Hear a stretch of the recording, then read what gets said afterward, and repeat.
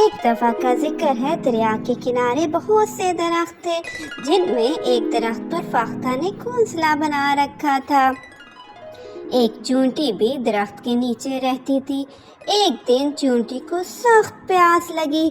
وہ پانی پینے کے لیے دریا کے کنارے آئی تو اس کا پاؤں پھسل گیا۔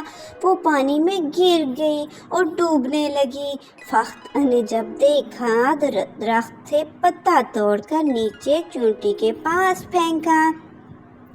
چونٹی اس پر سوار ہو گئی۔ اس طرح اس کی جان بچ گئی۔ اس نے فاختہ کا شکریہ ادا کیا۔ پھر کچھ دن بعد ایک شکاری جنگل میں آیا۔ اس نے فاختہ کو درخت پر بیٹھے دیکھا تو بہت خوش ہوا اور اس کا نشانہ لینے لگا۔ جیسے ہی شکاری